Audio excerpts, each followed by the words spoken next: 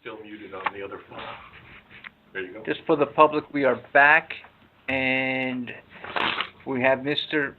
Carey on the line to review conservation. Brian Carey? Correct. Hello. Sorry about that.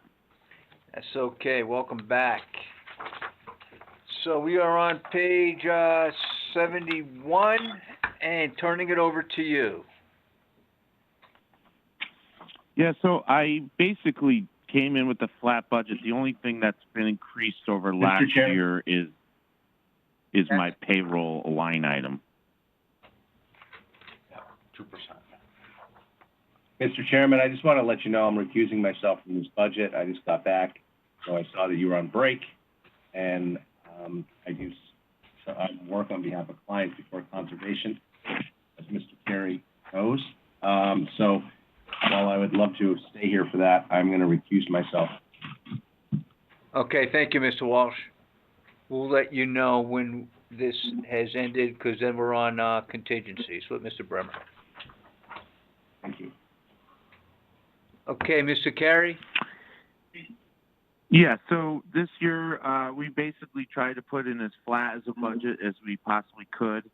The only increases we have in the budget are in our regular payroll line item because of contractual obligations. We also have a work attendance increase, which is, again, contractual, and then the Social Security contributions.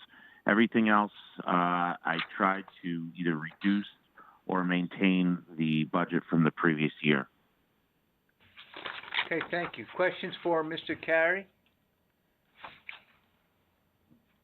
Mr. Bateson? Yeah, quick thing. Brian, I'm looking at, hopefully I'm on the right budget. Page 74 of the budget, I see conservation crewmen. It looks like a big jump, 11% increase in that. What happened there? So I would expect to see 11 year over year, or maybe a couple of percent. So that basically is from us hiring back a position that was not in the budget the year before, or was we didn't have that. We just hired that person in September. So that position had been vacant for several years. Okay, so it's safe to assume in last year's budget that was a vacancy hold? Correct. One of them was a vacancy hold, and now we hired it. Yep, that had been vacant for 2 years, yep. And we just hired that position in September of 2019. Okay, longevity bonus went down. Does that mean somebody retired? No, we haven't had any retirements. I'm sorry, what?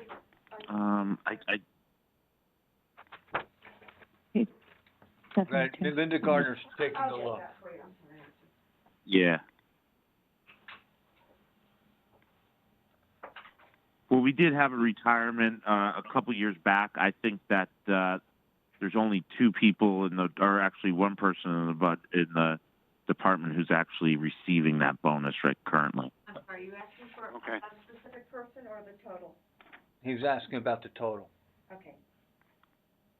Yeah, longevity bonus. It went from 3,000 to 2,600. I just, for some reason, looking at budget, I always expected longevity bonus to increase or stay steady. It's not. So usually when it decreases, that would tell me that somebody retired, and then I would expect to see maybe a downturn in a salary because we would replace somebody for less. That's the theory I'm following there. Now, what happened is you hired a conservation crewman at $10,000 more than we budgeted last year because that's the person you brought over from another department. You have an annual wage increase for 2 FAIR people. That totals $2.6 thousand. And then you have a 20-year longevity step that was the 3.2 add for your open space manager. For who? Open space manager. Open space manager. Okay, conservation crewman. Right. that is not, how do I say this? That is not an increased position. That's just No, something that we've always had those as two. It just, we had a vacancy hold Correct. last year. Right, and we moved someone over. For 2 years, correct. That was 10,000 more than budget. Then with 10,000 more than budget. Okay, so we had one, did we always have one during that whole vacancy hold period? We just kept one position vacant? Right. Correct. Okay, thank you. I'm good, Jim. All right, thank you, Ed. Any other questions on the cost side for conservation? If not, we're gonna go to the revenue side, which is page 15. Can you see me waiting? Up. I can, go ahead. Sorry, Sheila, go ahead. That's okay. I just have a question on line 54330, maintenance repair of automotive, which flattens out with zero budgeted. Is that, did we get rid of a car, or did we transfer that maintenance to another department? That was all transferred to the Public Works line item. That's what I thought. Okay, so it's in Public Works now? I mean, it was Thank you. just a minor amount year after year, yeah. Okay, thank you. Okay, thank you, Mrs. Marmy. And any other questions? If not, please go to page 15 for revenue. Revenue's up. Yes, revenue is up. Mr. Carey, can you just walk us through this? Yeah, so our actuals have been coming in quite a bit higher than what we've been budgeting the past 2 years, so we felt that this was appropriate to continue the trend that we've seen coming in with our actuals. So right now, if you look at our 3-year previous average of the actual, we've been around 356. It's still been pretty busy, even with the current situation we have. I don't know if we have an extended period where we aren't able to have meetings, if we'll see the larger applications kind of drop off. But if you know, we know that there's enough applications out there towards the end of this year that we should make our numbers again, going into the future, into the fall. I mean, I'm sure there's going to be a bit of a drop off in applications coming in, but I still think we'll be able to hit those numbers. Okay, questions?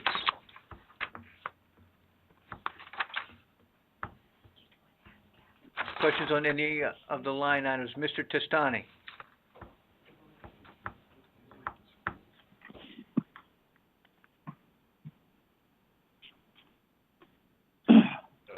Mr. Testani? Yeah, Okay, can you hear me? we can hear you. Go ahead. I'm sorry. I just was curious what Brian attributes the increase to. Is there a trend? Is there something? I know he alluded to it. I was just wondering if there was anything in particular. No, excuse me, over the past 3 years, our actuals have just been much higher, not much higher, but higher than what we've budgeted. There's been a slow increase as the amount of construction has kind of continued to stay on pace or increase over the past 3 years. We kind of foresaw that trend continuing. So we felt when we were putting the budget together that was appropriate to basically make the department revenue submittal more in line with what we've seen in the 3-year prior actual numbers. Okay, thank you. Thank you. Mr. Bateson? Hi, just a point of, this might be a little off topic, Jim, just looking for a little latitude. I'd just like to give some, my opinion or some guidance to Brian. I just put 2 and 2 together. We just had Jim Wendt on the phone, and, you know, he talked about, you know, permit, you know, fees going up and so forth. And then it just dawned on me that Brian had said, you know, when we resume meetings, I failed to take into consideration here that, you know, we're trying to be more business friendly. And shutting down all these meetings, I mean, there's a lot of people out there that have permits or applications pending before these commissions. And, you know, here we are going out of our way to meet. I think that we should ask the administration and department heads, let's try and extend this courtesy to people that have applications, if at all possible, Brian. I don't want to get in and micromanage your department, but if this is, I'm sure you had to have gotten some nasty phone calls from people that are, what do you mean you're canceled? I got to put this off now. I can't get a shovel in the ground until November. That's no good to me. So, Not one. if there, But I envision those calls, but again, people have said it before, we're in unprecedented times.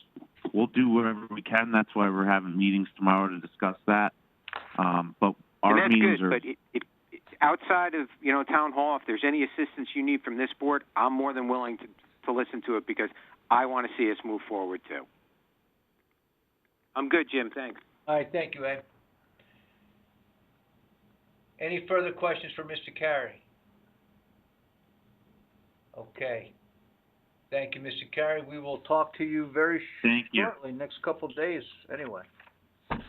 Thursday. Yep, we'll see you Thursday. Thank you. Thank you. I think Can you text? Brian's a de facto member of the board, isn't he, Jim? Sorry? Brian's a de facto member of our board, isn't he? He is. Ex officio, just about. There he is, exactly. Okay, miscellaneous contingencies, page 81. Mr. Bremer, Yeah, I'm up. present, just, you get,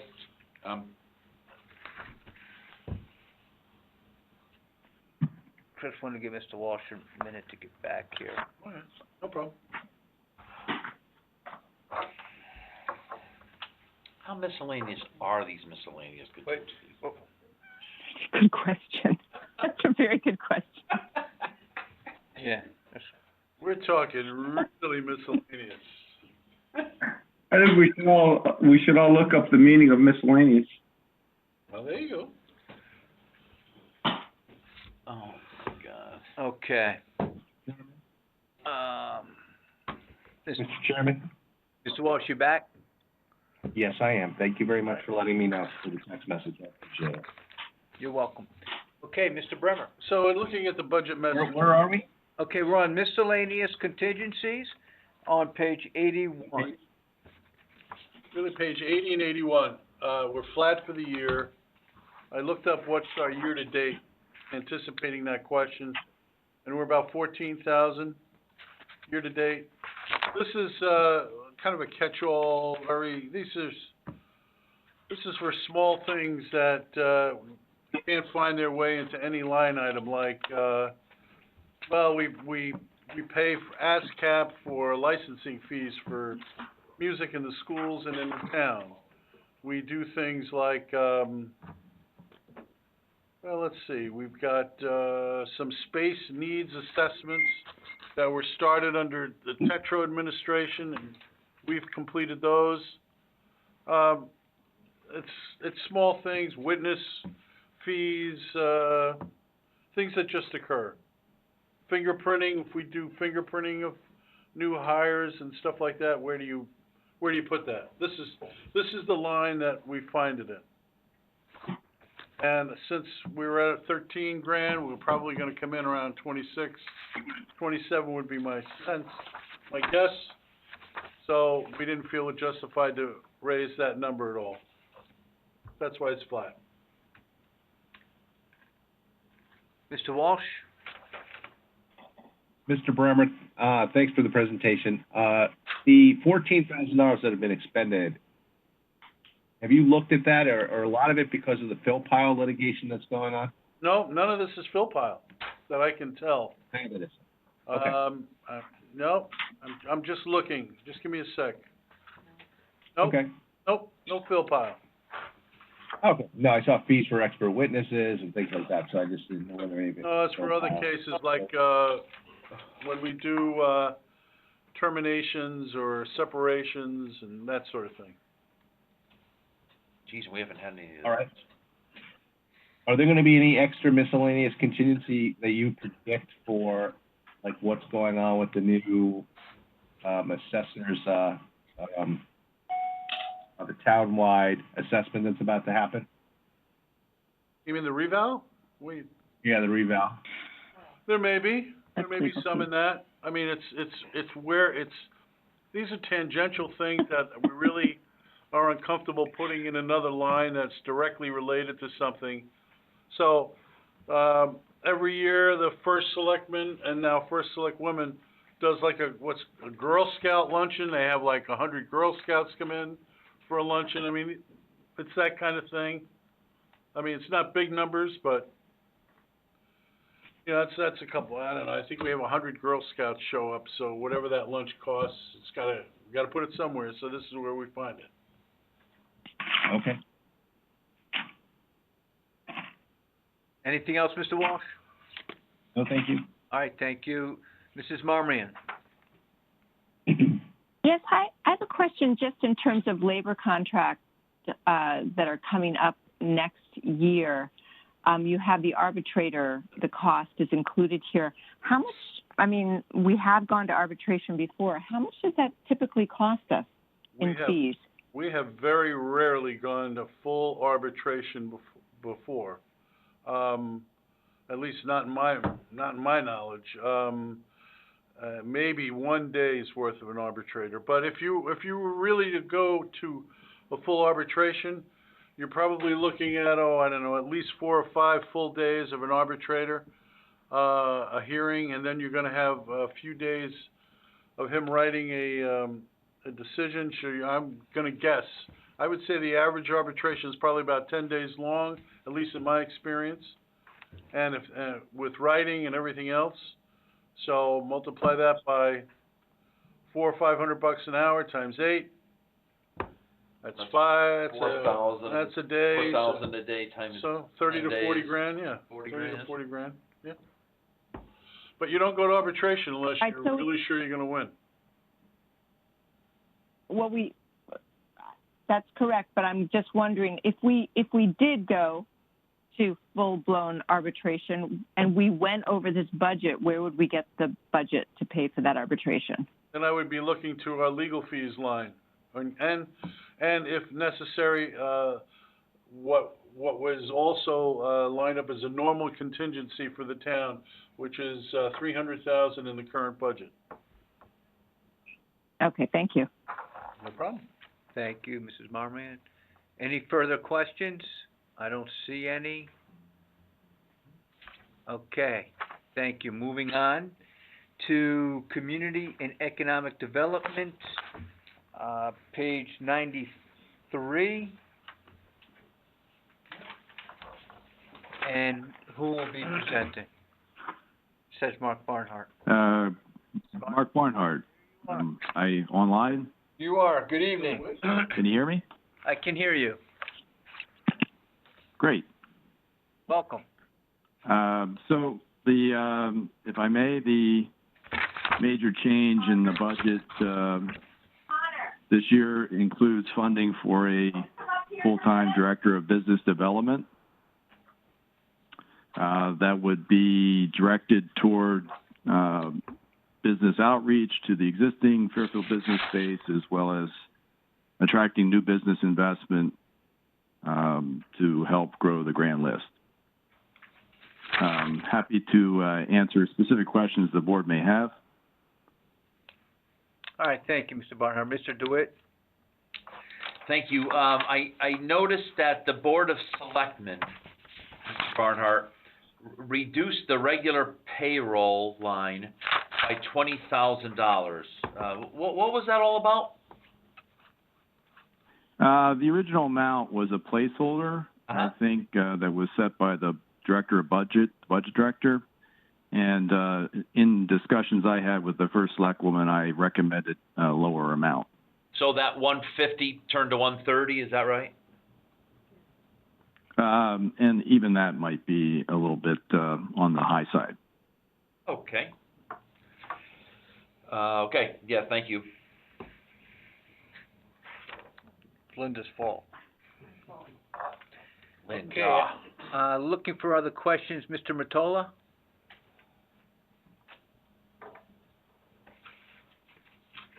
Thank you. Where did you guys get the salary for the business outreach director at $150,000?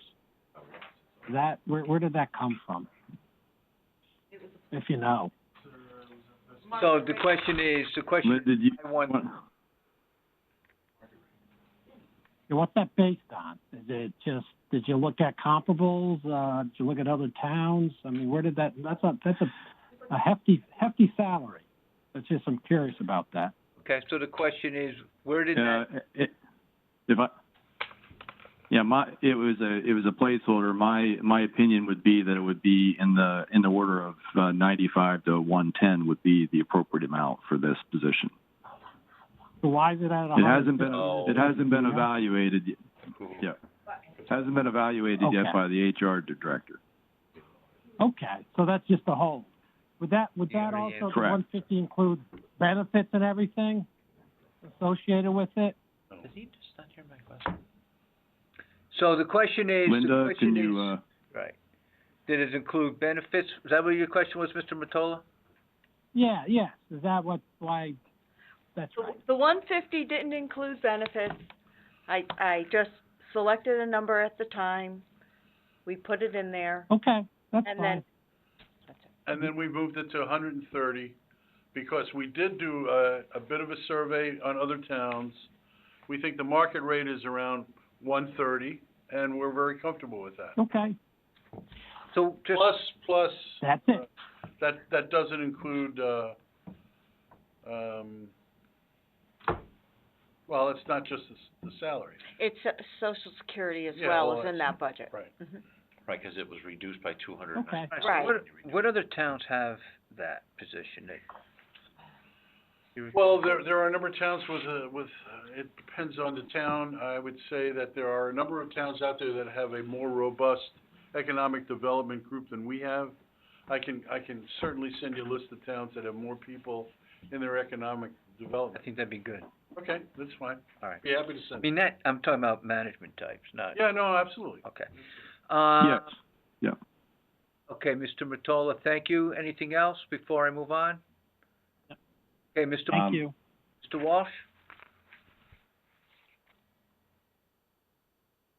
Sure. Mr. Barnhart, are you gonna apply for this new position that's in the budget? No, I'm quite happy with my current position. Thank you. Okay. So but you've been doing all of those things we just talked about, correct? Correct. This would be a position that would report to me and would provide more focused attention on these areas. Okay, so what are you gonna be doing with your time now that's all gonna free up for what you were doing in business outreach? Because you were always community and economic development, so the economic development. Hold on, I'm not done. So the economic development portion of your job, like, what are you gonna do with that time additional on the community side? Well, I intend to be doing the same thing. I think what we'll be able to do is provide more resources to focus on business investment, business attraction. It's simply a matter of the amount of time that we have to allot to any one task. So we'll have more resources to devote to that, which is what we're trying to do. No, but I understand, but since you were doing those, what part, I will continue. in your current job as the Director of Community and Economic Development, what percentage of your job is doing economic development? I would say over half, probably in the order of 60 to 70% would be economic development of one sort or another. There's really 3 points to our economic development plan. One would be business retention, working with the existing business base. There's the business attraction piece, and then there's also working with the small business community on business development. So Okay. those tasks will continue. And the business outreach director is going to be in charge of all three of those areas?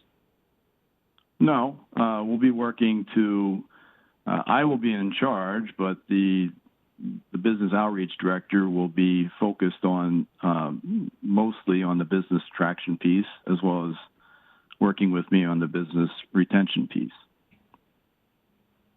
Okay. But it seems to me part of your job is going to free up now, correct? I think the intent here is that we're going to spend more time trying to attract new business investment. So there's just a limit to what any one person can do. This will certainly allow us to be more forward, leaning into doing business attraction from that standpoint. Okay, and what areas are you going to be trying to get more business, outreach to bring into Fairfield? Like, what properties do you see that be happening in?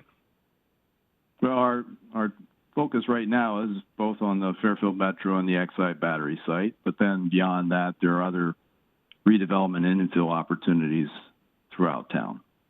Okay, let's talk about the Exide property first. The Exide property, the option on that property, as far as you know, is still controlled by who? Invest2. Invest2. And who's that made up of? That's Lenosi. Yep. United Properties. Yep.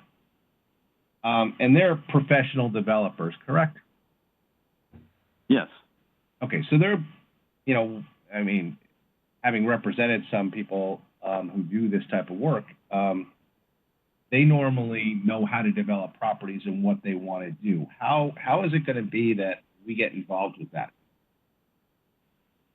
Well, the site's currently zoned industrial, so part of our job is to ensure that it's development ready and that we can get them through the permitting and approval process as efficiently as possible to align what they want to do, which is hopefully reflective of what the market will support, as well as, and to align that with community goals. Okay. So you're going to help them get it through zoning, to have a zone change from industrial to have it be commercial or maybe commercial residential? Something along those lines, yes. Okay. I presume that they'll be hiring, as they normally do, that company, Mr. Lenosi, zoning attorneys to do that work as well, correct? I would expect that they would use outside counsel, yes, absolutely. Okay. And will you be making a recommendation, or your department, that some of that should be 480, some type of 480, G type of housing or something like that? We'll work with them to develop an appropriate development plan for the site. Okay. So basically, you guys also get involved in doing zoning work, correct? We try to fill that void and between working with our counterparts in planning and zoning and the private development community. Okay. It just seems to me that Mr. Lenosi and his group does a pretty good job, and while they'll help listen to you, and you might write a letter favorable towards their zoning requirement, you bringing in tenants, they seem to be pretty adept at doing that on their own with all their properties throughout our town and other towns. And yeah, I agree. They're pretty experienced. Yes. Yeah. So I don't really see a lot of work. So there doesn't seem to be a lot of work to be done there. Now let me ask you a couple of questions in regards to the Metro Center. So what is going on with the Metro Center and the zoning changes and things that are be done? Because my reading of some newspaper articles and things like that seems to be that they're trying to turn it in, that there seems to be a plan of what to do there, at least the developer's plan, which is to turn it into, a bunch of, maybe a hotel and then housing. Correct? So can you tell us what you know about the plans for that property? They've submitted a site plan application. The hearing has been closed. It's currently pending before the Planning and Zoning Commission. It's a phased development, which would include 357 residential units, a hotel, a commercial office, as well as retail space. How much office space would there be under that plan? Well, their plan calls for at least 30% of the overall site to be developed for some type of commercial use. Okay, and then the 350 residential units, how many bedrooms? Those are typically 1, maybe 2 bedrooms, some studios. Okay. 2 bedrooms potentially have can potentially increase the, have school children in there and increase the number of kids. We don't typically find that with these types of development. But you don't know whether it will be or not, especially the 2-bedroom units. we haven't seen it to date in other types of development like this. Point of order, Mr. Chairman? Mrs. Marmion? Mr. Chairman? Yes? Yes, I'd like to stick to the budget if we may. We're getting into the weeds here in terms of, occupancies and et cetera, and perhaps that's a conversation for another time. Okay, Mr. Walsh? The reason I'm trying to get into the weeds a little bit is there seems to be, this train has kind of left its station, verbal station, in regards to this property. While it might not have been approved, there seems to be a plan. So it doesn't seem like there's going to be much to do over there if this is approved. So once again, we have the Lenosis primarily taking care of their property, and we now potentially have developer over by the train station taking care of that property, and which begs the question then is, what other areas of town are you going to be trying to bring businesses that we would need this extra position and have the taxpayers have to pay for a brand new position? Can I just interject for 1 second?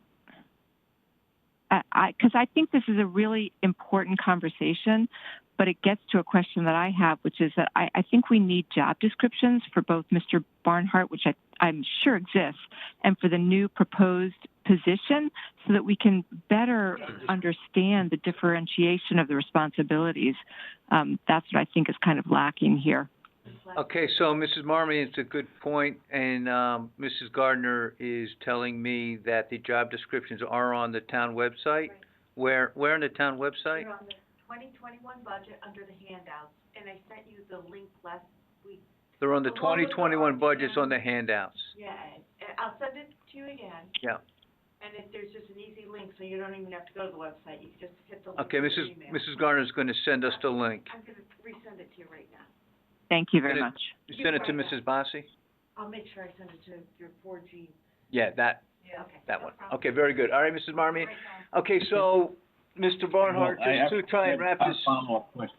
Yeah, go ahead. I have a follow-up. Jim, go ahead. So does that mean that Mr. Barnhart's job description is changing? It's a job description For for Mr. Barnhart? Barnhart. No, this is the job description for the new job. It's the job description for the new job. That's on, Just the new job, but his current job description is not going to change? Not to my knowledge. not to the knowledge of Mrs. Gardner or Mr. Bremer. Okay, because Mr. Barnhart just said that he does some of the jobs, some of what he was doing, this new person or new position was going to be taken care of, so. Can you take a look at that, Mr. Bremer? I'll be happy to take a look at that, although I think what Mr. Barnhart was saying was that, he may have 3 areas that he's focused on now, but my suspicion is that when the new person comes on, he's gonna shift his focus he's gonna remain in those 3 areas, but I think his focus is gonna shift within those 3 areas, to obviously allow the new person to concentrate on one area, and that the area that the new person's going to be concentrating on is going to be bringing new business to Fairfield, Okay, so. outside of Fairfield. Okay, so I think what we need is a job description for their new position. And then sounds like Mr. Barnhart does need an updated job description. That's fine. So we'll we take a can look. see the difference, okay? Yep. No problem. All right, thank you. Mr. Walsh? Yeah, so are there gonna be, say we were to approve this person, in this budget, what are gonna be the metrics that we judge against to know whether we're getting bang for our buck with this new position? Because technically, the only way I could see that it would make sense is if they brought all sorts of new business in here, there was a business investment in regards to so that our personal property taxes for businesses went up and that our vacancies went down. What are going to be the metrics, Mark, I guess, since you'll be the director and this person's boss, or you'll be the direct report from this person? What are going to be the metrics that we can look at next year, if we were to approve it, to know whether we're getting bang for our buck for this approximately $43,000 in the budget?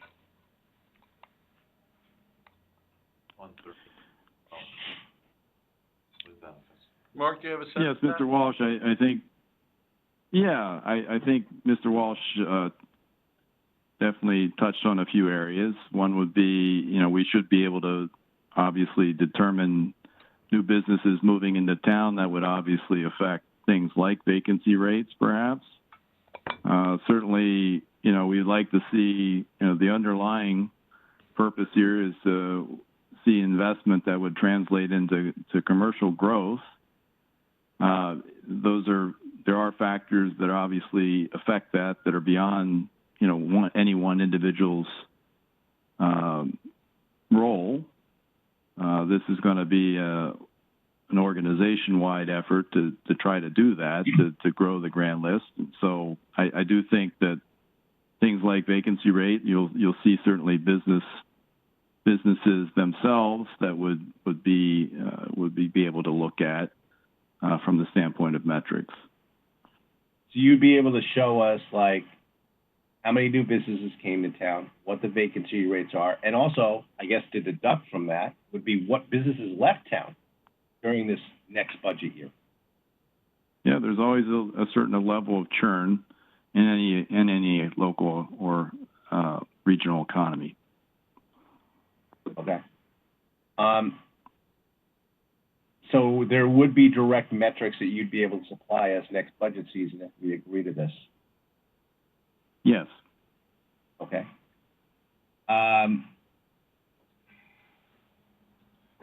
The other question I have is, and I don't know, Mark, maybe you know better if you're kind of in this field and maybe talk to your brethren at other towns and things like that. Is oftentimes with positions like this, I find that they are sometimes filled with, political people, from the state or whatever, who really don't have experience in this. Are we going to be looking for somebody who specifically has, is the job going to go to somebody who specifically has experience in this particular area and not some that would be my political favor? That would be my intent, yeah. Yeah, and not some old state rep who didn't win a seat again, and we'll put him in charge. Yeah, the question's been already answered and asked. What do you mean? I didn't even finish. Hold on a second. Hold on. I didn't even finish the question, actually. Yeah. Listen, I'm just going to ask the board. Don't do that. Don't call out. All right. Thank you, Mr. Walsh. Yeah, so I think you understand my question, Mr. Barnhart, and that could also be answered by Mr. Bremer, since he's the representative for the administration here this evening. Mark, you wanna take your answer? Well, I'll give you mine. Well, it certainly would be my intent. Yeah, it would certainly be my intent to find the best possible person for the position, irrespective of, certainly I'm not looking at, repaying some political favor. That's far from the case here. So I would be looking for somebody with actual experience in these areas. Okay, Mr. Bremer. And speaking on behalf of Brenda, or a little closer to Brenda, I would say, I would echo that. The last thing we need is a political appointee. What we really want, and what Brenda really wants, is more muscle on the economic development side. That's what she ran on. That's what she's pushing for. And frankly, more growth on the commercial side is really important for this town because, as we all know, the numbers continue to go up in terms of expenses, et cetera, and the only way I can think of to balance that growth is with commercial growth. So that's why she's so focused on hiring a second person to help with the economic development of the town. Yeah, I mean, and you heard some of my questions, Mr. Bremer. We really only have two big spots of commercial property that I can think of, unless you could tell me some others, other than vacancies that currently exist in buildings that exist in town, and that would be the old Exide property, or the property at the train station, the Metro Center.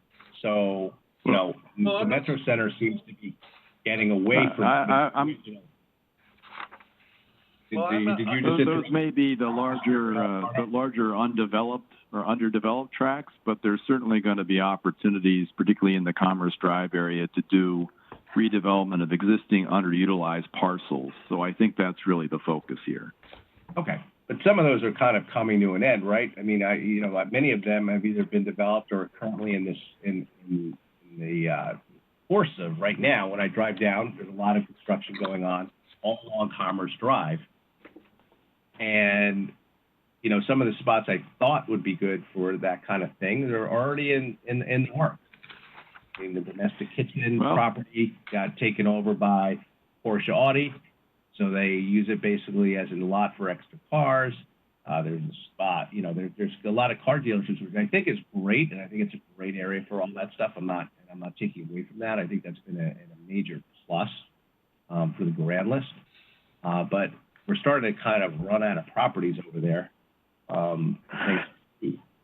Well, with all due respect, what you're really stating is how difficult it will be to get people to move to Fairfield. And I'm just thinking, well, we've got areas by SHU, we've got where the plant factory is up by the Merritt Parkway. People are thinking of putting hundreds of units up there. So, I'm not a developer. I don't know where all the places are. I mean, we've got Trademark 1 and 2 is going up or has gone up. So I'm not a developer. I don't know all the areas. And yes, it is a challenge, but that's exactly why we need to bring more muscle into that to continue to grow the grand list, because that's exactly what we plan on doing. Okay. But you understand we're going to have to look at metrics in regards to this position if it's approved, to make sure we're getting bang for our buck on that position, correct? That's exactly what I expect we will be doing on the administration level as well. Okay, thank you. Mrs. Marmion? No, I'm good, thank you. Okay, Mrs. Charlton? Hi. Mr. Barnhart, I don't think we've met in person, but how long have you been in your role at the town? 3 months. Close to 17 years. 17 years. Okay, so you've lived through the ups and the downs. And yeah, absolutely. So let me just ask you, and again, I'm not not with any agenda here, but we're having a conversation as though everything's normal and as though we are not having a major recession bearing down on us, which unless everyone's been asleep, that's kind of what's happening. So I just want to ask you, given this environment, and since you've lived through this before, you were in your role during the last major recession, is this the right time to be investing in additional resources in economic development? Will we get the bang for the buck? And I'm not suggesting that we stop doing what we're doing. Obviously, we've got to work hard to grow our grand list. I think everyone's supportive of that, to try and maintain businesses in our town, especially during a difficult time. But in terms of adding muscle to the department in an environment like this, where, let's face it, everyone expects to see a pretty significant slowdown in business activity. Can you just talk about that a little bit, recognizing again that this budget was put together under a different set of circumstances? Tell me what you think about that. Well, you're right. We live in a very challenging environment right now, and we don't really know what the future may hold. Certainly, it doesn't look positive, but it's uncertain at the moment. It depends a lot in terms of the duration of this, the severity of it, actions perhaps taken by other agencies to mitigate the impact. But I would argue that this is actually the exact time that we need to make more of an investment in economic development to support our existing business base, to help them through these tough times, to make sure that we're in a position to assist our businesses to help them prosper and grow. So I would argue, it's actually a good time for us to have more boots on the ground that can get out there and help businesses navigate, what can oftentimes be a very difficult Byzantine environment, find them the resources they need to put the pieces back together and move forward. So I think it's actually a good time for us to have some more resources to bring to bear. Okay, and so would it be fair to say then, and if not, feel free to restate in a way that's appropriate, but assuming that this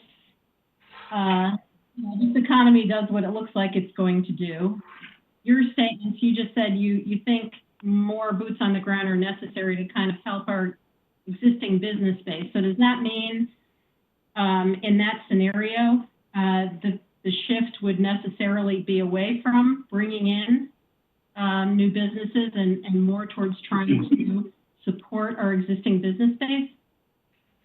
I think they're closely aligned, and oftentimes your best leads are come from your existing business base.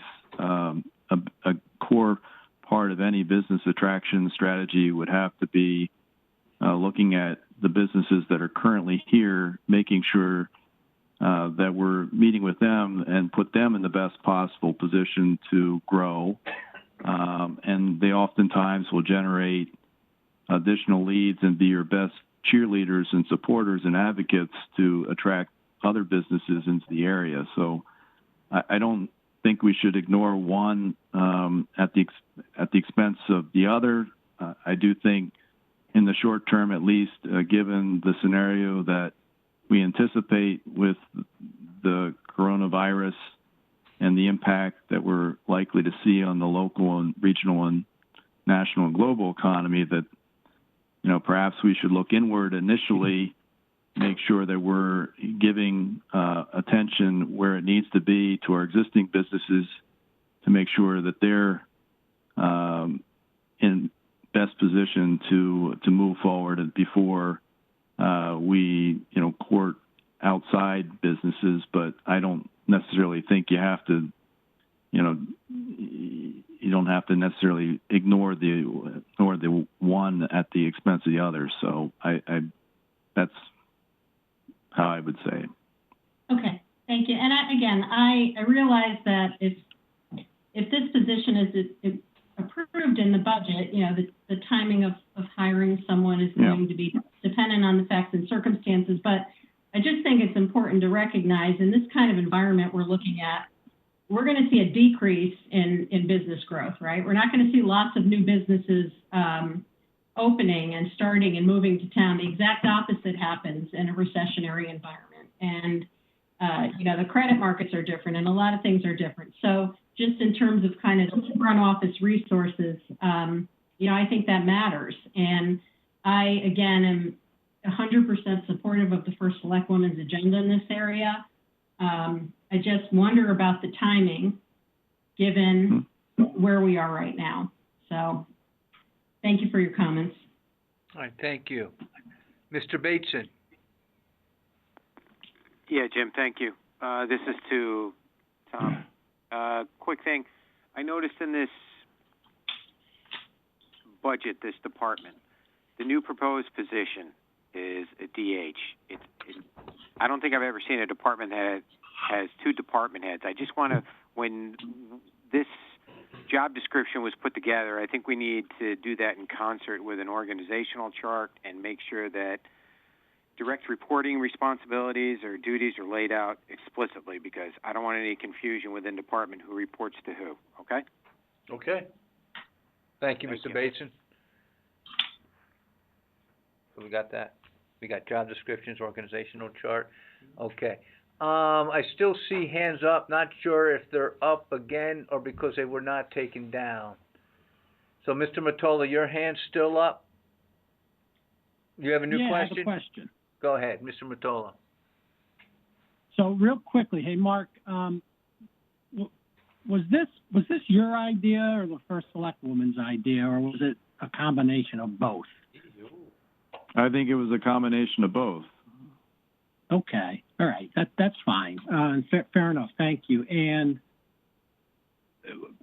if this position is approved, I guess this could go to Tom, and it's in the budget. Would you be looking to fill it right away, or would you maybe see what the environment was like and maybe wait for a portion of the fiscal year to fill to see where we are from a, from a town standpoint with respect to what's going on in Fairfield and all over these days. Well, I think as a practical matter, I mean, we always look at what's going on. I mean, I don't think we're gonna be running out and trying to hire them on day one. But I do think we'll have our finger on the pulse by then, and we'll have a good sense of when we should bring the person on. And, the optimist in me is gonna say that, we've seen a downturn like we've never seen before, which I've lived through a lot, but this is something I've never had to live through. But I like to think on the flip side that it may spring back with the rates being cut to almost zero. I mean, once the virus passes, which I am sure it will, I have no idea when, but I know it will, I have a suspicion that everything is gonna come roaring back as well. So that's what I'm hopeful for. We can't bank on it, but, so no, I think it's a long answer to your question, but we'll be monitoring everything, and I'll be talking to Mark very closely as to what timing he thinks is best. But Brenda is very clear that she wants to move forward with this. She's absolutely is convinced that we need more muscle in this area, and that's what she campaigned on, and that's what she strongly believes. Okay, thank you. No Thanks, problem. Jim Brown. All right, thank you, Mr. Mottola. So, we also haven't seen what fiscal policies might come down the pike, right? We know monetary is basically done, right? You can't get lower than zero, but fiscal policy's still out there as well. That's true. So, who's up? Mr. Mottola, you're all set? Mr. Walsh? Mark, Jim Walsh, question, what is the commercial vacancy rate in town right now? Overall, it's around 10-11%. Okay, you monitor every property? Try to. Because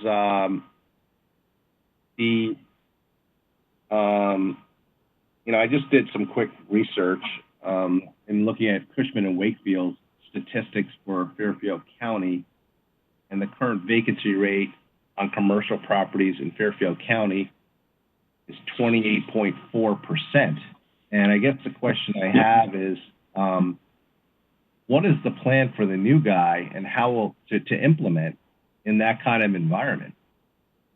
It just seems like it's hard to get commercial tenants into any towns, let alone like towns like Greenwich, which has a 20% vacancy rate. Stanford's 32.1%. And both of these are considered more desirable towns because when I look at the charts, their square footage costs are dramatically more expensive than Fairfield's.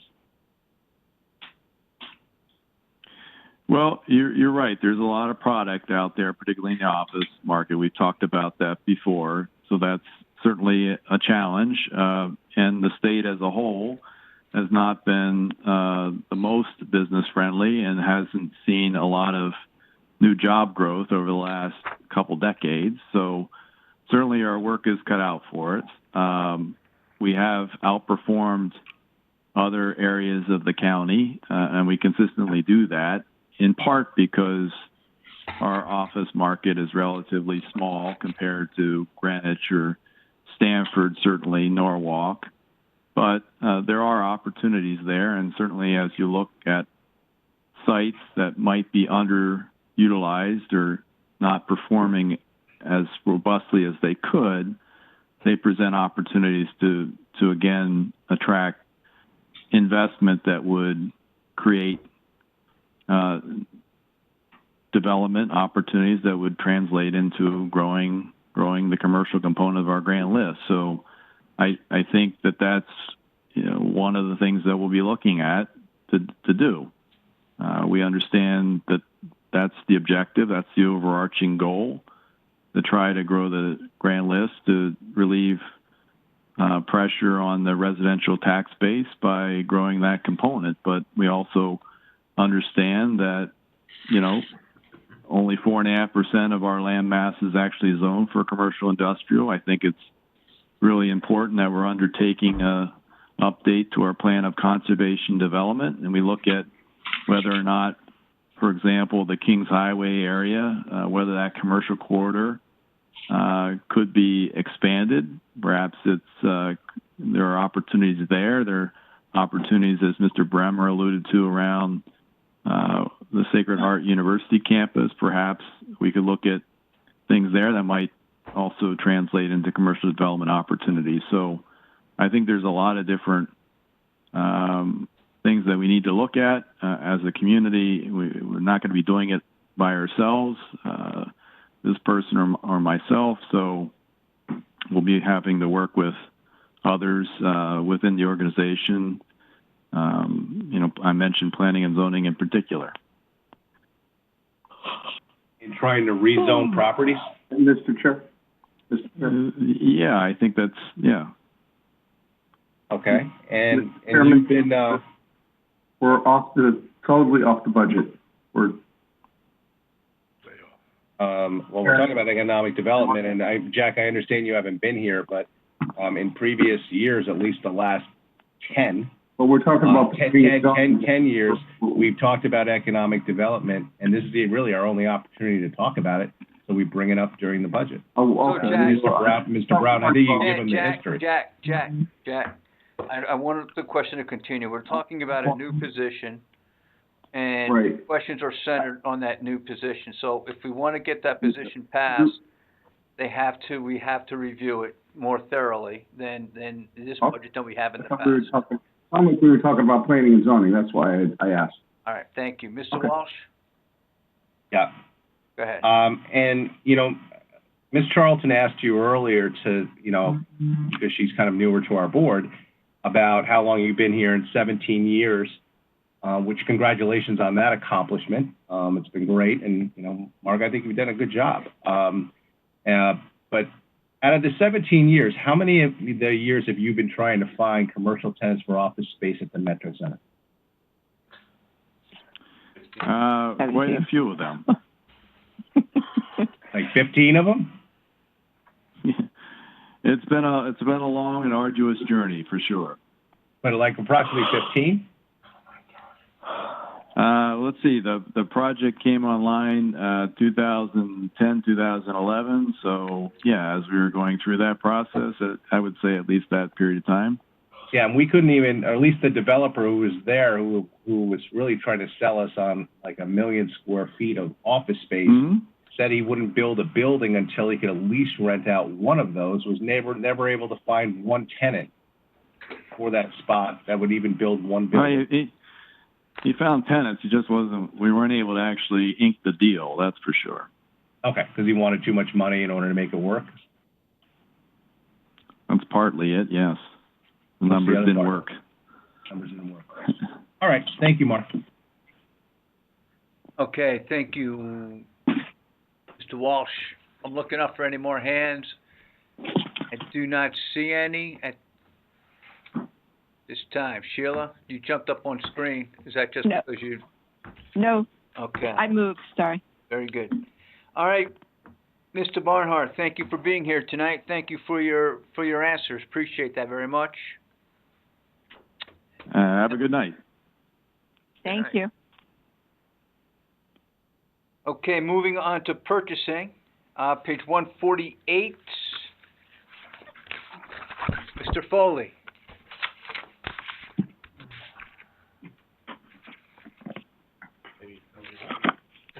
I'm here. Oh, He's asleep? wake up. Wake up! I'm waking up. I'm waking up here. Hello. Okay, you're on. We're on page 148. Okay. Some changes in your regular payroll and part-time payroll. Right. So the biggest adjustment is that I had asked for more hours for the part-time position. Initially, it was funded at a relatively low amount, and I asked for basically more hours. So the amount went from $9,360 up to $19,360. And the intent there is just to get some staffing to help the office. Okay. Questions for the board? Oh, I'm sorry. Continue. No, I was just going to say that the position is going to be it's a staff level position, more administrative, and basically to help kind of correlate and keep track of more of the records and help my junior buyer, my senior buyer, and myself to coordinate more things.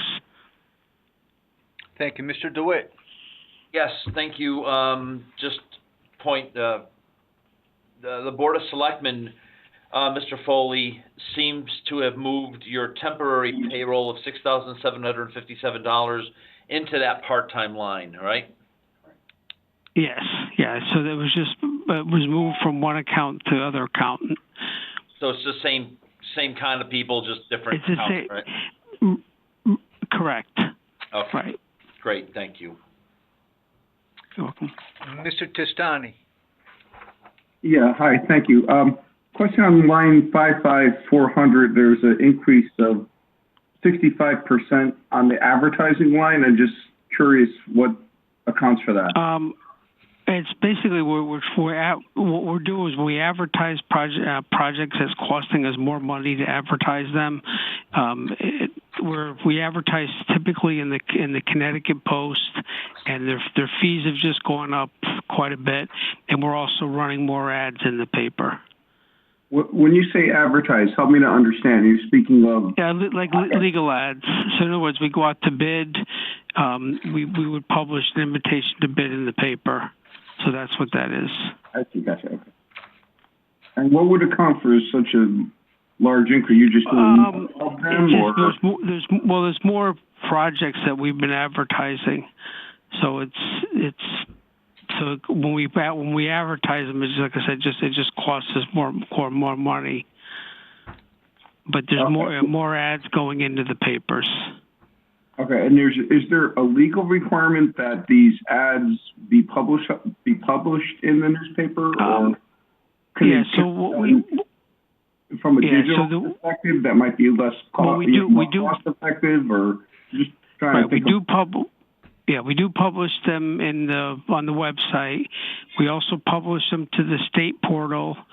And then I think the way it's set up at the state level is you're supposed to advertise it in your local paper, and so the paper we have is local. We used to have a couple papers that we could advertise, and so now we're just left with the single paper that only publishes on a Friday. So the only other local paper that we can advertise in is the Connecticut Post. So we're kind of really restricted on where we can advertise. It's not like we have a slew of papers that we can potentially choose. They're all owned by the same company, and they all set their own rates. So it's basically a monopoly.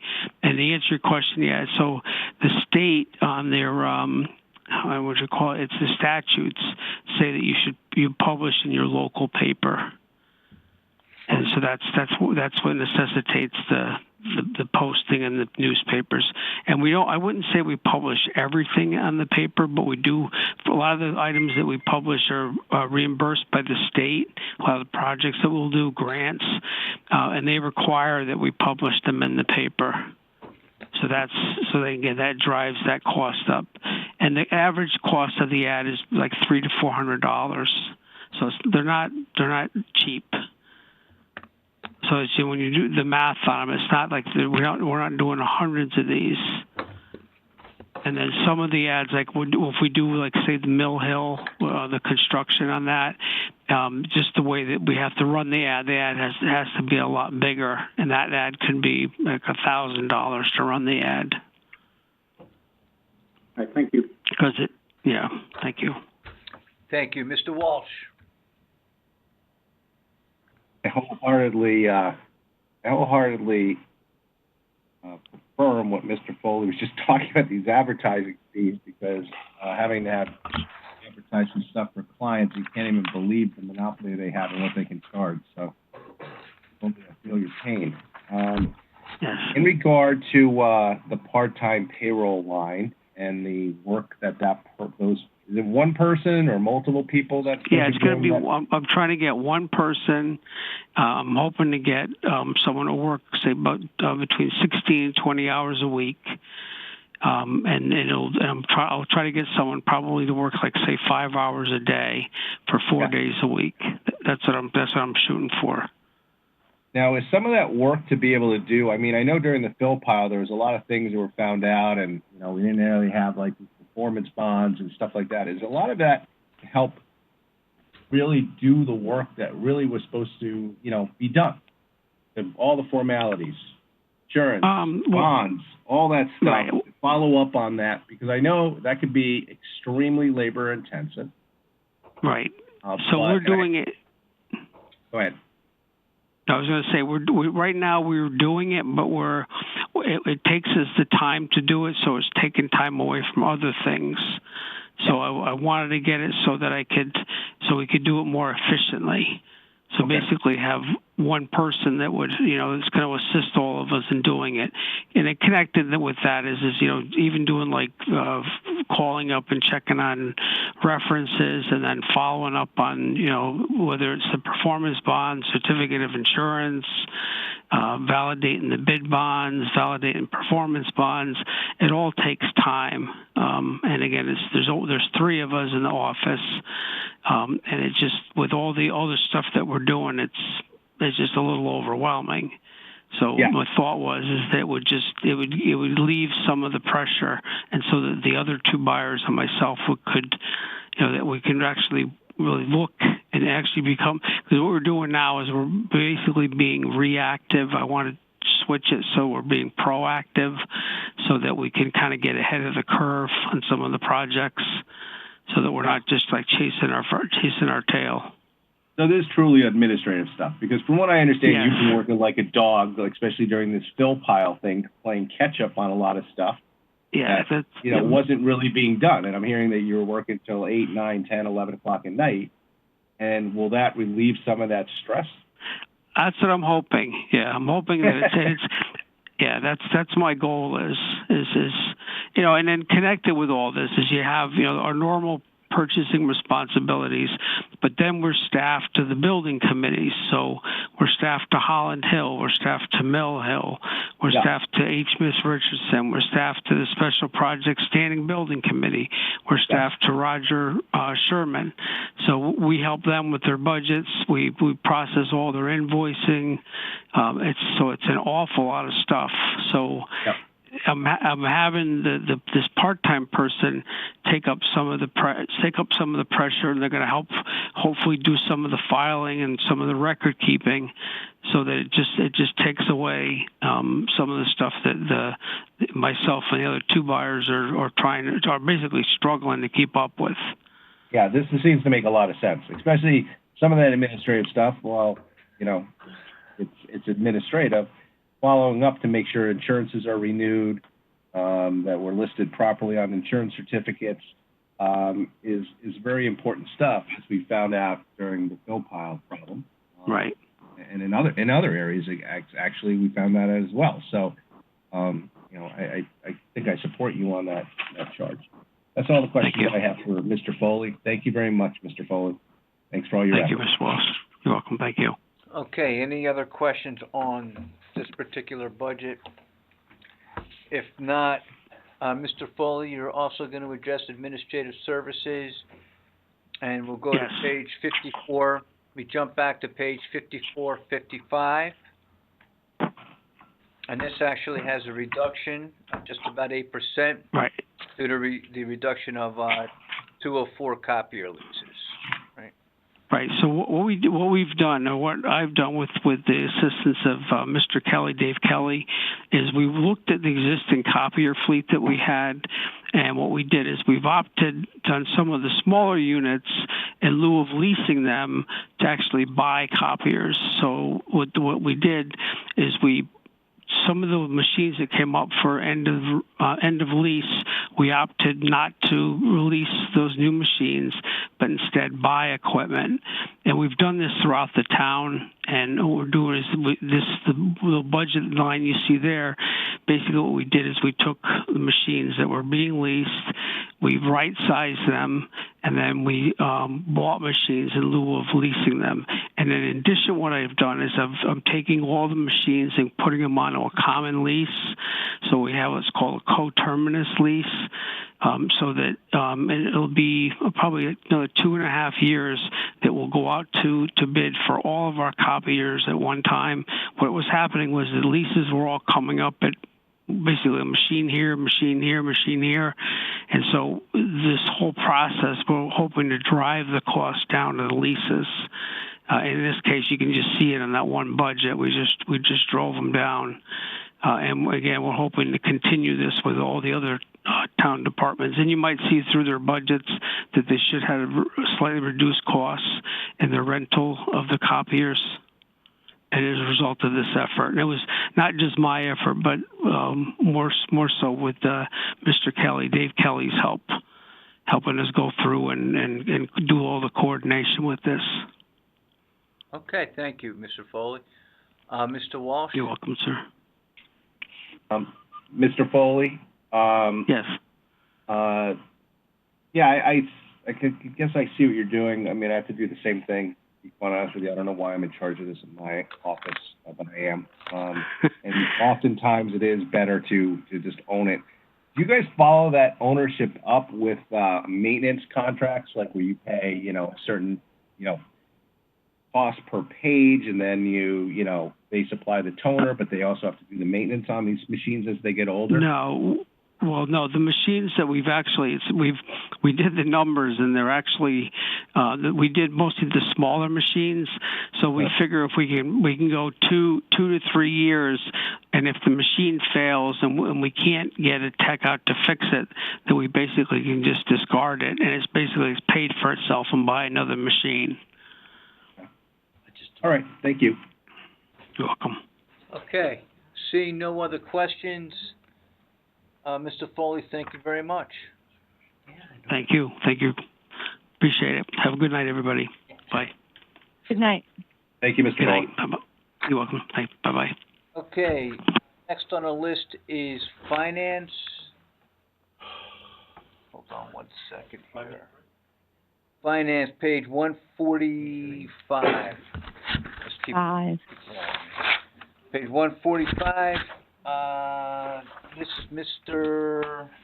Bremer, Mrs. Gardner, Mrs. Boss. So who's going to present? CFO.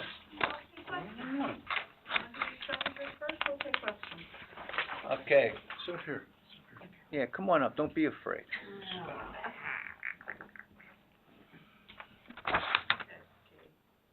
Okay. Just looking at regular payroll. Close enough. I got a big mouth. Why don't we ask, okay, everyone's coming up. Mr. Bossi, Gardner. Come on. Come on. Let's all be 6 feet, infected. 6 Let's all feet. get infected. Yeah, I feel like we're Stay. 6 feet. Yeah, Okay, we're we're 6 feet away. Okay. Okay, part-time payroll. Part-time payroll increase with the new grant rider. This is where we're gonna park that position for oversight purposes. Okay. If I may. Mr. DeWitt? This grant writer, just, I don't want to get into it more than 2 seconds, right? But this person's gonna, follow through the whole process, right? Identify Right. and follow through. Yeah, currently now we track a lot, but it's up to each individual department to go Yeah, out and get that's it. problematic, right?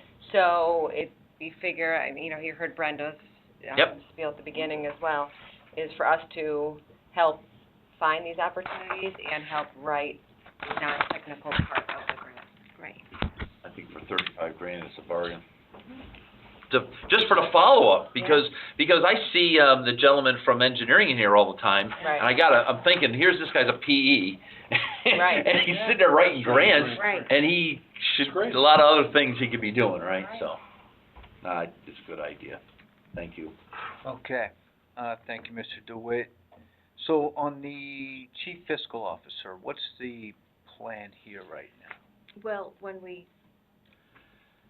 developed the budget, we used the existing fiscal officer's salary Okay. and a permanent new chief fiscal officer has not yet been hired, and I'm sure the salary will be adjusted when that occurs. Okay. And so, Mrs. Bossi, are you getting paid as the CFO or controller right now? The CFO, right? Controller, The controller? plus a, stipend. Okay. All right, I'll open it up to questions. Mr. Bateson? Yeah, thanks, Jim. Following up on your questions, I want to clarify where we are in the process of the CFO. I just heard Ms. Bossi say she's being paid as the controller, but acting as interim CFO. And getting a stipend. She's getting a stipend over. The stipend, is that, continue? I'm sorry, she's getting a stipend over her salary as controller, but it's not quite equal to the chief fiscal officer's salary, the combined number.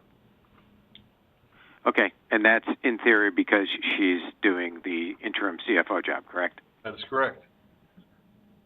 Okay, is there, given the timing of where this is all, does anybody see any savings if Caitlin transitions into CFO and we have a vacancy in the controller? I'm just trying to play something out. I'm looking for anything I can shake the money tree on here. Well, typically, when it's a union position, we start at either step 0 or step 1. So since I've been here 12 years, in theory, there'd be some savings On the controller. on that On that Controller, line, on the right, controller line. So, yeah. Okay, there'll how be- much is this, sorry, Tom, how much is the stipend Caitlin's getting right now? Is it a per diem? What are we doing? No, it's, I think it's about 20,000. So she's, 20. 16 less. yeah, she's about 16 less. I mean, round numbers, 16 less. Don't forget, we're also losing our budget director. Linda is gonna be retiring shortly. And I hope to get a little bit of savings there when we replace her with somebody who doesn't have the seniority that, Linda obviously has. Well, Linda's been here 35 years. 35 years. 35 long years. So, yeah, I hope we would not hire someone. 35 years. I'd shoot myself, Linda. Wow. I'm sorry. Yeah, there should be some savings there, right? Or if I was Linda. Yeah, I'd be again, very going upset back about to it. that we normally started, you know, Okay. step All right, 1. so the stipend, Ed, is about 20,000. Okay. All right. Tom, to the administration, I know that we just hired the human resources director. I know we're in the midst of budget season, but I really think this is a critical position. We really need to clarify this and move forward and figure out what we're doing here. I agree with you. That's just me. I mean, this is, as far as I'm concerned, one of the major departments in the town, and I'm losing, I lost Bob, and I'm losing Linda. Wow. No, you're not gonna get an argument from me. You got, look, the budget director, the chief fiscal officer, and the controller. Those are three, in my mind, three key positions. So we need to get some permanency, I guess, if you will. And you're absolutely okay. That's right. a good way to say it. And I would encourage. I know, I've heard Brenda. I know there's a lot going on, but from a finance point of view, to me, this is one of the most critical things we need to address. Okay, I agree with you. I'm good, Jim. Thanks. Thank you. Mr. DeWitt? So I guess my question is this: are we searching for a CFO and searching for a controller and figuring out which one fills first, and then Caitlin takes the other? I mean, I'm not trying to minimize, your role, but I'm curious if there's an ad out there for the town, or? Well, do you want to answer that, Caitlin? I mean, or I you want just me to think there's answer so it? much going on right now. I don't know that between the refunding and the quarterly and now this coronavirus and the budget, I mean. So we're not actively trying to replace you as controller, or find another CFO, or find a budget director for that matter. It sounds like We're not. To be honest, we're not. We're just trying to get through the next month or two, and then, boy, oh boy, that June's gonna be busy. Yeah.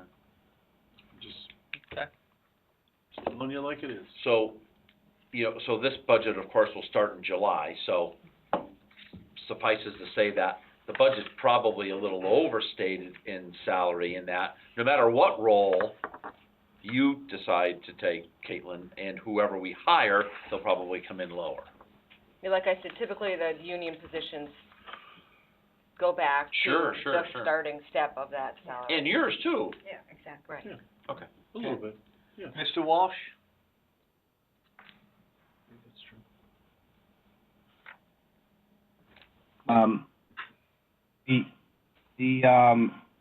There's ranges in salaries, right, based on positions. So the question I have is for the budget director, what's the low end that's required for that? Is there like a union rule or whatever?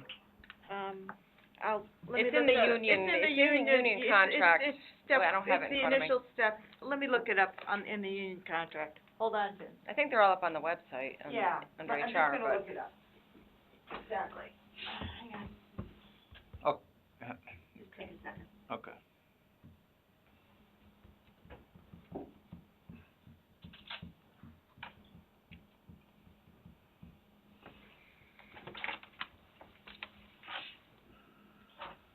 Are all three of those union roles? Two. Not the budget, not the chief fiscal officer, right, yeah. 85, call it 86,000. 86,000, Jim. 6,000, so there's 86, yeah. No, not 6. $44,000 in variance potentially between an entry-level, low-level budget director and what we have a great experienced budget director now. And you're assuming that she's definitely leaving. She looks like Well, she's considering I know. staying another year. Is it still your plan, to leave, Linda? 35 years. Anyway, well, I'd like to, if I may, I'd like to caution everyone. We all want savings. I understand. 85,000. I don't know what the going rate is for a budget director these days. I don't know what the controller going rate is, and I certainly don't know what a chief fiscal officer going rate is. So I just caution you all before you just drop to the low number. We can't find anybody. We can't find anybody. Also, You have a controller number? this new position, well, this new person in this position would be on the 401A? Yep. Yes. Yeah. Okay. Yeah. So that's like a negotiating thing right there, possibly, right? Meaning, when someone negotiates their salary, because they're not getting a pension. Right. And that's. So that'll bump the salary up, right? Well, we've found that that's a negative these days. Yeah. There's Right. a lot of towns that are still paying a pension, and so people aren't as interested in coming here as they used to be, but that is what it is. Okay, Mr. Walsh? Rather than have a pension. Mr. Walsh? Yeah, I have another question. In regards to the person that's gonna be doing the grants, are they doing soup to nuts on grants, like trying to find grants, and also gonna do all the grant accounting that goes along with it? What do you mean by the accounting? Right now, we track the grants, and we clearly set up the account once the grant has been approved by all the bodies. Yep. And we. Ms. Boston, I guess what I talk about, when I talk about grant accounting, because I've known some people who've had this type of position before, most of the grants require like quarterly accounting and drawdowns, and they want to see how you're spending the money, not just getting it. So who does all of that accounting? Would that person be doing all the, like, is that person like the grant, like, I would almost consider them grant coordinator, where they find grants, they track grants, they get grants approved, and then they do all the accounting for the grants, so that nobody else in the town would have to touch any of that? Well, I believe they work in conjunction with each department in terms of, I don't know that one person would have the technical skills to write every single grant that they find. Okay. Yep. So they'd work with the departments on the actual filing of the grants. Maybe they'd find them, maybe the department would find them, but they would kind of work in coordination for writing the grant applications. And then they would also be responsible for all the accounting that goes on afterwards, like for you to supply all the information on how you spent it, what you spent it on. Once it goes through quarterly filing. once it goes through the boards, I would set up the account that the person should be using for all the expenses and the revenue, to give them a budget dollar amount. They would go ahead and clearly put the purchase requisitions in or process the expenses. And then I would imagine this coordinator or grant writer would work with the department head to then say, hey, what type of reporting do we need for this grant? Is it quarterly? Is it monthly? To track, okay, maybe every department head has their strengths or weaknesses in this reporting aspect, so this person could then help out the department head or the department to say, okay, what forms do we need to fill out? Every quarter, every month, we look at those through accounting and say, okay, have we filed all the reimbursements that we need, or is there anything else out there that we need to do to ensure that we got all of our revenue that's associated with this grant as well? So that's going to be with the department head as well? Like, so sometimes, like, say it was a fire grant. Fire really didn't want to be involved in it. They just, thanks. We have somebody working for the town now. Take it over. Here's the grants we currently have. Here's some we've heard about. Run with it. Does fire now think that they're done with the accounting and all that stuff with it? Well, I'd imagine the person would work with the department and say, okay, where do you want me to take it from here? It would be a coordinated effort. Okay. All right. I guess, you know, I don't know how the administration plans on handling it, but as long as there's defined roles so that, you know, we don't find that we're not, like, doing the proper reporting and then lose the grant because we haven't met certain deadlines. Because, you know, when you're working with departments and this person who's trying to find jobs and working in your department, it can be very easy for things to slip through, especially if some departments want more control over it and other departments don't want any of the things to do with the accounting of it. Agreed. Okay, so who's going to coordinate that, I guess? Was that going to be you, or is that going to be the department or the administration? Well, I believe it would be this person who reports to the CFO, and we do look at these numbers every quarter. And clearly, at fiscal month end, I need to book a receivable, so it becomes a really red flag at that point. But we have someone now tracking in the department, and who has a tickler file that every quarter reaches out to the department heads to if expenses are far exceeding revenue, hey, what's going on? You know, oh, is there a hold-up somewhere? Have you not filed for reimbursement, or is there an issue? So some of that coordination already happened. So I'd imagine, again, every department, I don't know about their resources, but we would clearly work with every department to say, okay, you know, what's your role, what's our role, and make sure it works at every department level. Okay. Only because you hear these nightmare stories of, like, especially on, like, federal grants and all sorts of stuff, and if you miss their reporting requirements, sometimes you just lose the grant. Agreed. And I guess we just don't want that to happen. And I guess, you know, with the person being, I guess, in your department, maybe they're reporting directly to you, which I would feel confident about. I know you'll stay on top of it, but, you know, I think there's just going to have to be defined roles for the position. I'm fully actually in support of the position. I think we've needed something like this for a long time. And most other towns, from what I understand, have a person like this.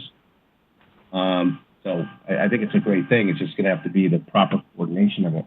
Well, I agree, and it's also, like you mentioned, Mr. Hurley, he spends a lot of time, and that might not be the best use of his time, is filling out paperwork. Definitely not. You're 100% correct. You're 100% correct, and that's why I was kind of like trying to compliment him, and glad he finally reached out and asked for the money, because it's not a good use of his time. And unfortunately, some of these administrative things, they're not like sexy parts of the job. So, you know, you find yourself having to do them because if something happens negatively, they can really negatively impact the town. Agreed, and his are very complicated too. He has bridges and he has a lot of environmental grants that I don't think a grant person would have all of that technical knowledge, being the reason why I'm saying they really have to work in coordination with each other. Yeah. All right, so... And what I've also found from talking to people is that each of these grants, just like you said, like Mr. Foley stuff with the bridges and stuff, sometimes these grants are like highly technical, and maybe it's better sometimes if the department keeps it for this person, but you know, if they could find more grants, and as long as the accounting's getting done and we're getting all the money, I think it's a great thing. Okay, Mr. Walsh, any other questions on, No, not for me, thank you. okay, Mrs. Charlton? Oh, I almost forgot I had a question. Okay, two things. We've been talking about, or we talked earlier about some potential savings in the positions that we're turning over, but how would we anticipate, if we thought about it, to have redundancy in these positions as we bring new people on board?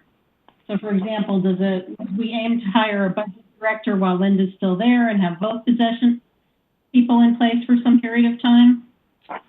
Maybe same for the controller. You know, how is that? How do we think about that? Transition being at times two people in the same position. I don't know. I mean, ideally, there'd be some training. Right. Yeah, ideally, there is some trade-off and that sort of thing. I think it's more a question, well, it's gonna be a question of what the surplus is at the end of the year, and it's a question of money. Can we afford it? And if we can, we would love to do it. Well, timing too, timing and everything else, leave, when right? she leaves, and that's also going to be important. So, to answer your question, if we can do it, we would love to get training involved with any new person coming in, especially in finance, for obvious reasons. But we're gonna have to see how that goes and what, people's decisions are and when they leave and all that kind of stuff, and that's just something we'll have to manage. Okay, and the reason I ask, I think I agree with what's been said before. These are critical positions. It's difficult to step into a job like this without, you know, having the prior person there to kind of show you the ropes. So to the extent we're thinking about savings in these numbers, I would just caution that it would be nice to leave room for the ideal situation where we could, you know, have that ability to, you know, if everything works out, you know, to have some redundancy there. The other question I have is, and I raised this with the first select woman, but I just want to get some more clarity on it, and for the benefit of the group. In this scenario, and I'm thinking about our internal auditor and the discussion that we had at a recent Board of Finance meeting where we learned that she was basically filling in and doing a lot of tasks in the accounting department because we were just shorthanded, and as a result was spending less than 50% of her time doing internal audits, which I think raises a number of concerns, including potential charter issues. With this complement of people in the budget, the way it is anticipated here, does that allow the internal auditor to do her job as an internal auditor, or are we still short-staffed? We do have a part-time position that is funded this year that's open. So we are looking for someone. We just filled our AP person, our full-time AP role. So we've been behind in some various roles in the finance department, clearly in the past 6 months or so. We do have a part-timer in there now that I mentioned, I believe, in a couple of meetings ago. But I envision if we get a part-timer, if we fill that role, that part-timer can do some of the more clerical stuff that Connie had been doing before, which would then free up her time as the internal auditor. So you're referring to, which part-timer are you referring to on the list on page 147? Is one of those is vacant? So there's clearly the grant writer one, which we just talked about, and then there's the part-timer for the 20,000 or the 19,266. Okay, so that one's vacant at the moment, the part-time clerk? Correct. Yes, it is. We did hire the AP person. Correct. She's full-time. And I think, at least, you know, I've only been there a couple months, and I've seen a change in the workflow in the finance department. with the hiring of the AP clerk. So I think if Connie were sitting here, she would say she's spending more time doing audits now than she certainly was 6 months ago. But I think a lot of it was, with the fill pile, with the finance department was inundated with FOI requests and everything else, which has really, dramatically dropped off, I would say, in terms of FOI requests. I mean, they are almost non-existent on the finance group now. So my sense is that she is spending much more time, able to track things down. I know I've asked her to do some things, internal audits, for the administration that she's done and already done. So I think she's spending much more time now doing it. But I'm sure that the hiring of the part-time clerk would probably free her up even a little bit more. And others up, too. Yeah, that's helpful. And I mean, I think just looking at this list of personnel and the salaries, it becomes even more obvious why she should not be doing things that we can have that $19,000 part-time person filling in. And I think it's really important, given everything that we've been through, that role functions as intended. So that's good. You're absolutely right. So you're to the choir. Yeah. All right. I don't have any more questions on this. All right, thank you. I'd like to move the revenue, but Jim, did you have another question? Yeah. I guess I'd follow up on Ms. Charlton's. I mean, I know I was hoping to see another potential auditor in here, especially after Ms. Nolte explained that she was only doing about 40% of auditing. And I know that, Ms. Bossy, you had mentioned, when I asked you about how are you getting all your stuff done as controller and CFO, and you had stated that you were getting help, you'd have Ms. Bossy help, Ms. Nolte, excuse me, or Saxel, I'm sorry, I'm going with her own name, Ms. Saxel, helping you out as well. And with what we've just gone through, with one of the largest and still being investigated municipal corruption matters in state history, one that is still being investigated and people still may be arrested, it just seems to me that we need to kind of tighten controls up and do more auditing. I mean, Ms. Saxel, when she was before us, talked about audits she had done this year, and there were significant problems that she had found in every department that she had done an audit on. And it led you to believe that if she had done more audits, you'd find more stuff. And the town used to have 2 full-time auditors. Ms. Saxel was very clear in saying that she was always doing audits, but she was also doing other things, and that the other woman in the position was 100% doing audits. Just seems like they're pretty big, like as First Select Woman Kupchik said earlier, we're almost a city. We've just had this huge corruption matter, and yet we're not really investing money into doing more internal audits and controls.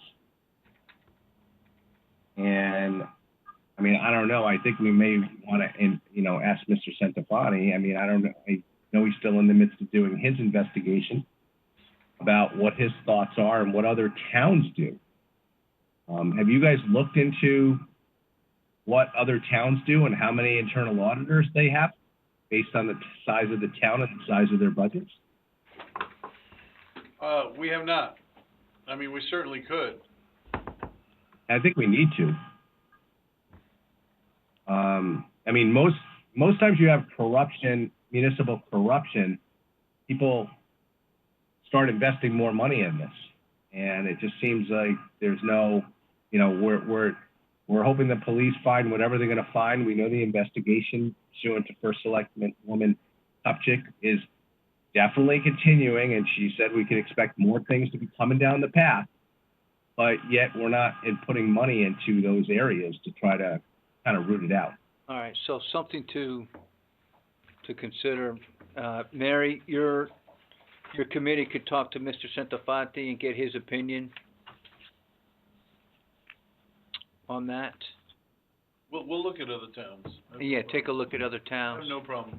So, Mrs. Leclerc, you can do that for us? She may have muted her phone. You might have muted yourself. Oh, can you hear me? Yes. Yes. Okay, yes, we can certainly do that. All right. But I also agree with Jim Walsh's comments that I think we need someone, to do more auditing, free up Connie. Okay. Thank you. All right, let's jump to revenue. Mhm. All right, page, 16. The revenue that you've been provided, is basically based off of 3 documents. The governor's proposed budget, 21 budget, and that takes you from, if you look under your source document column, anything from the, 1,111,000 down. 101? Yeah, you know what, let's talk about line items, yeah.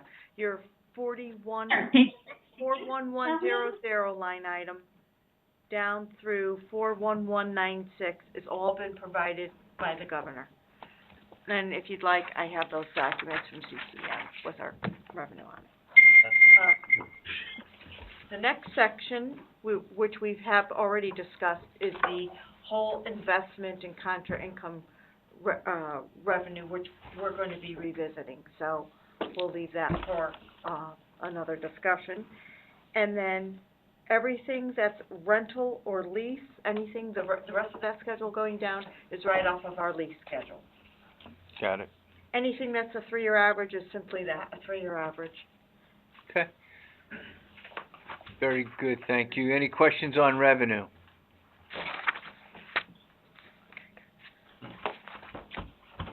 Seeing none. Seeing none, moving on. Okay, I'm gonna skip fund balance for now. Okay. As a matter of fact, I'm gonna look to move fund balance and debt service to another night Yes. on 326. Yep. Where we talk about pension and we talk about, OPEB. Okay, and we'll get to Mr. Murray. So we'll go to page 151 for the assessor. Mr. Murray? I'm here. Good. Can you hear me? Yeah, I'm gonna almost say good morning. Just about. Yes, sir. We'll start off with the software account. It's down about $31,500. 151. That decrease is because of a one-time expense last year for a vision software upgrade. If year over year, it's actually up just over $1,000 between the my 2 major IT vendors, Quality Data and Vision Appraisal. Fees and professional services, that's up about $80,000, and that is costs associated with revaluation. I've increased the amount of the funds to cover appeals by $23,000, so it's up to a total of $50,000 for next year. And then the balance of the cost of the reval is $153,000, so that's a $53,000 increase over last year. The only other item that's up, which is actually a new item, is communications. I have $1,500 there. We are currently testing a laptop in the field, and if that works out, we'll look to get 2 more laptops, and those are have wireless connectivity so that we can remotely connect to our desktop in the field and check items as we're in the field and review the houses on the laptop. Hopefully, be more efficient. Okay. Thank you. Any questions for Mr. Murray? Mr. Walsh? Hello, Mr. Murray, how are you? Good evening. The postage, is that going up because of the reval?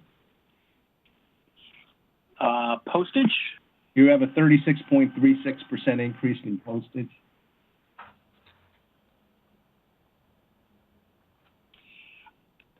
That is going up. It's about a $2,000 increase. $1,500 of that is a new item to create a mailing for the elderly. So we will mail out to all the elderly that we can identify and try to reach out to them.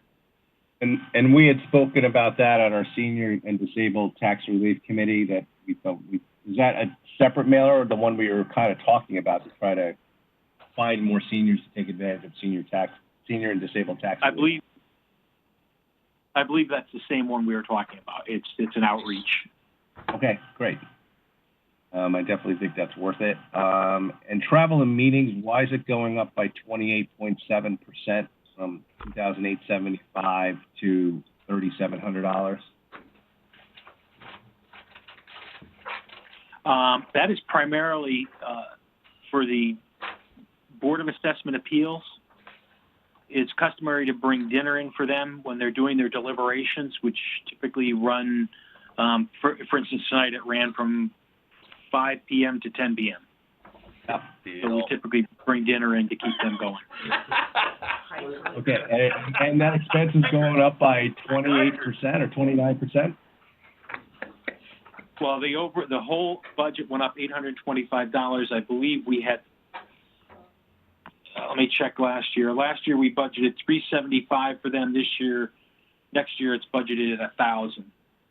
So that's a portion of the $825. And I believe the rest of it was increased costs for education. I have a new position in the office effective last year, so we're sending that person to school. That's the difference above the cost of the meals? Yes. The increase? Okay. And then your office supplies seem to be going up by 25%. I know it's not a large number, but we normally ask questions in regards to large increases. Yeah, I mean, that account has just been notoriously low for what we actually spend.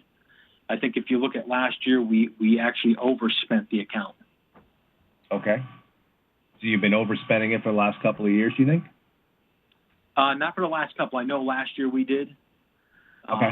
And I think we spent down to the last dollar the prior year. Okay. And the printing and photography is going down. Is that, but I'm looking at the actuals from 17, 18, and 19, and they've been kind of lower. Then your budget last year was $10,500, and now you're going down to $9,000. Is that more to match what you're actually spending in printing, binding, and photography? Yes, and that's where the copier costs are for the office. And as Gerald mentioned, we're seeing a decrease in that.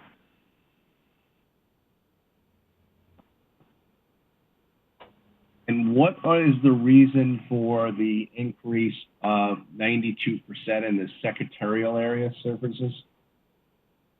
From $1,300 budget to $2,500.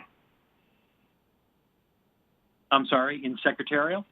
Yeah, it goes from $1,300 budget last year to $2,500. It's like almost 100% increase. What's the reasoning for why those would go up?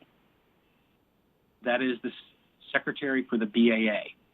So we're expecting more appeals next year, and which will take more time. Okay, and the last time we did one was prior to fiscal year 17, so we wouldn't see that uptick. Is that correct? In the actuals, the actuals go back to 17, so we wouldn't see what your actuals were for that because the actuals don't go back far enough to show the uptick for a reval. Right, it would have been in fiscal year 16. Yes. Okay. Okay. Thank you. You've answered my questions. Thank you. Okay. Any further questions? If not, Laura, is your hand up from last time? Yes, Grace, I'll turn it off. Okay. Let's just go quickly to revenue, which is on page 15. It is a reduction. So, Mr. Murray, could you just review this real quickly for us. I'm sorry, what page are you on? There is nothing to go over. Assessors, right? For their math. Oh, for the maps, I okay, pretty okay. much don't have revenue. Yeah, that's not right. Very good. Thank you, Mr. Murray. Thanks, Ross. You're welcome. Thanks for being Good up night. at 7 o'clock too, Ross. Okay, now, let's skip down to the tax. Thank you. Thanks, Ross. All right, we'll come back up to the Board of Finance, but let's not hold the tax collector up here, right? So, David, all right, let's go to page 154. I'm here. How do I look for midnight? You're right on, man. It's 12 o'clock here? exactly. All right. Can everyone hear I me? hope you enjoyed the evening. Can you hear me? I can. Okay. All right. So And we the, can see the you. revenue part, Yeah, I can see it too, so. yeah. I'm here. First department head that's shown the video. So I thought I'd be the risk taker here. I know. Right? It's midnight, right? Can we ask about pictures behind you or no? No, it's too late, way too late for that. I don't want to keep everyone up all night, though. All right, go ahead, let's take so- a look so at the it. What do you got? part of You my- got 2.9%. Yeah, I have a 2.9% increase. It's pretty much status quo. It involves, there's a $17,000 increase. 14,000 of it is contractual wage increases. Okay, questions from the board?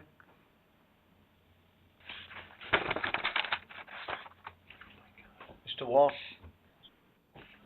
Just a couple of questions. Your overtime earnings are going up. Is that because that's what you've been spending, or, it's not a lot of money. It's a 14% increase, so I'm just asking about it.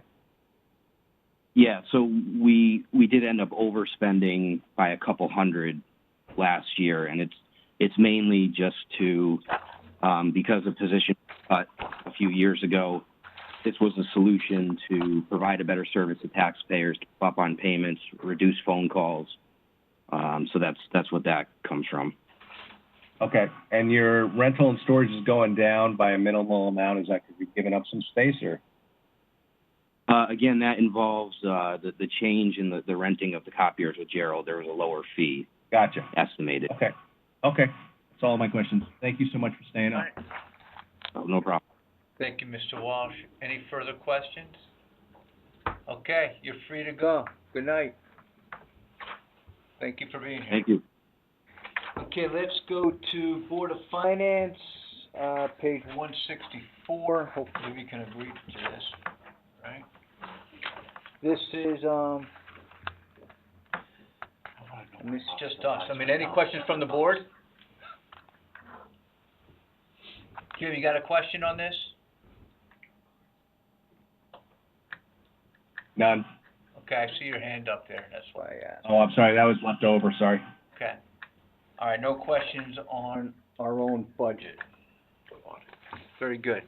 Okay, so that leaves us for tonight, fund balance and debt service, okay? And I'd like to get agreement that we could move these two items to March 26th. We do OPEB and pension, and then we'll take care of fund balance and debt service. I'll second that motion. Okay. All those in favor? Aye. Okay, Mr. Testani, Mr. Mottola, Mrs. Charlton, Mrs. Marmion, I'm guessing you are? Aye. Yep. Mary? Aye. Aye. Jim? Aye. Okay. That's it for tonight. Okay, very good. You know what? This is the last year I moved it up. Oh, come on, please. Can we keep going? We can. Hey, man, I got so much adrenaline right now, I'll be up to 3 in the morning anyway. Me too. I mean, My boss will be calling me at 8 o'clock tomorrow morning. so just let me just say this to the people on the board. The first night, the ones that weren't here last year, we didn't get done until about 11:45, according to Mr. DeWitt's. Last year was last year was 3.5 hours. I thought you said The year 4.5. before was 4.16. Okay, a little longer. But anyway, listen, thank you for your patience, thank you for, being flexible. We'll talk about how this worked out. Look, like just on Wednesday, we have to have another special meeting on the bonding resolution that we had passed, on March 11th, right? That's when we had our meeting. We made a amendment to the bonding resolution. Bond counsel rejected that amendment. He said it left too many restrictions to the building committee, and so he had us take it out. So we need to vote on that original bonding resolution on Wednesday at 7. Mr. Quinn will be on the phone. He will call in. Mrs. Leclerc, you requested additional information. He's gonna send it to us, and bond counsel will be on the call. Any questions on that? So we have to jump on at 7 o'clock on Wednesday, and then we'll hear the Board of Ed. Okay? So, good night, everybody. We have a motion. Did I do a motion to adjourn? No, Just I'll quickly second do it. the, All right? We're all in favor. Good night. Have a good night. Talk to you Wednesday night. Goodbye. Bye.